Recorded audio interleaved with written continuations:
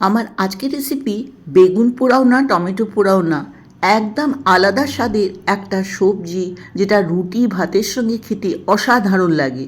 চটজলদি হয়ে যায়, কম সময় হয়ে যায়, আর রুটি ভাতের সঙ্গে খেতে দারুণ লাগে। একদম নতুন রকম রান্না আজকে আপনাদের সঙ্গে শেয়ার করতে চলেছি। পুরো রেসিপিটা দেখতে ভুলবেন না। কড়াইতে দিয়ে দিলাম সর্ষের তেল। এরপর বেগুনটাকে আমি অর্ধেক করে কেটে নিয়েছি। মাঝখানে দিয়ে চিরা লাগিয়ে আমি বেগুনগুলোকে কড়াইতে দিয়ে দিলাম। তার সঙ্গেই কয়েকটা শিম দিয়ে দিলাম। আপনারা আলাদা আলাদা করেও করতে পারেন। এরপর ওপর থেকে একটু নুন দিয়ে আমি বেগুনটাকে উল্টে দেবো। ফ্লেমটাকে কিন্তু মিডিয়াম হাই রাখতে হবে।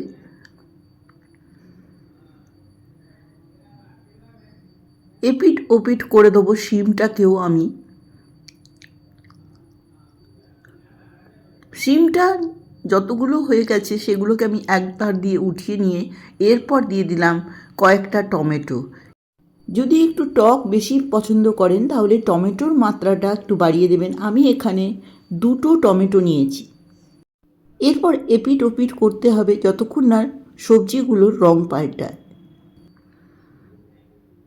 আর একটা বড় সাইজের বেগুন আর 6-7টা শিম। এরপর শিমগুলোকে আমি সব তুলে নিয়েছি। এরপর দেখুন টমেটোটাও উল্টে নিয়েছি। বেগুনটাও আমার হয়ে গেছে। বেগুনগুলোকে উঠিয়ে আমি থালাতে রেখে নেব।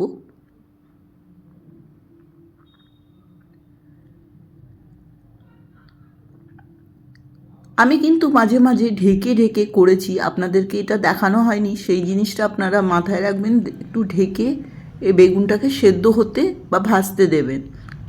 এরপর ঠান্ডা হয়ে যাবার পর খোসাগুলোকে আমি ছাড়িয়ে নেব বেগুনের আর টমেটোর। খুবই সহজ রেসিপি, কিন্তু খেতে অসাধারণ লাগে। একদম অন্য স্বাদের এই রান্নাটা করে দেখুন, দারুণ লাগবে সবার।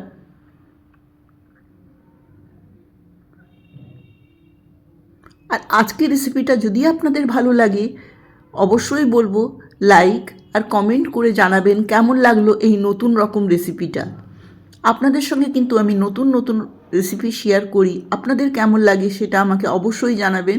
কড়াইতে দিয়ে দিলাম অল্প ঘি আর সর্ষের তেলও ছিল। এরপর সবথেকে প্রথমে দিয়ে দিলাম রসুন কুচি। রসুন কুচিটাকে কিন্তু একটু লাল করে নিতে হবে। এরপর দিয়ে দিলাম বড় সাইজের একটা পেঁয়াজ কুচি। পেঁয়াজ আর রসুনটা আপনাদের নিজেদের আন্দাজ মতন দেবেন। পেঁয়াজটা একটু বেশিভাবে দিলে ভালোই লাগবে, খারাপ লাগবে না। এরপর দিয়ে দিলাম 2-4টে কাঁচা লঙ্কা কুচি। এরপর দিলাম অল্প একটু হিং। তারপর সব সবজিগুলো উটকে রেখেছিলাম বেগুন, টমেটো আর শিম, সেই মিশ্রণটাকে দিয়ে আমি নাড়াচাড়া করব। খুবই সহজ রেসিপি।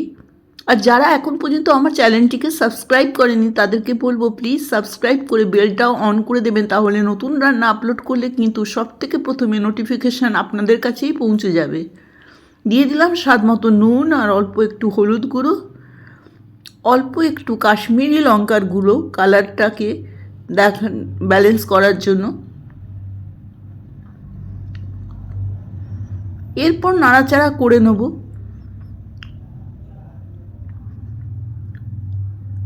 উপর থেকে ধনেপাতা দিয়ে সার্ভ করব এই বেগুন টমেটো শিমের এই অসাধারণ একটি রান্না। আপনাদের কেমন লাগলো সেটা অবশ্যই লাইক কমেন্ট করবেন, যদি ভালো লাগে তাহলে শেয়ার করবেন। আর আজকের রান্নাটা দেখার জন্য আপনাদেরকে অনেক অনেক ধন্যবাদ জানাই। আবারও একটা নতুন রান্না নিয়ে আপনাদের সঙ্গে কিন্তু দেখা হবে। এই রান্নাটা করে দেখুন, সবার ভালো লাগবে। তা ধন্যবাদ আমার রেসিপিটা দেখার জন্য।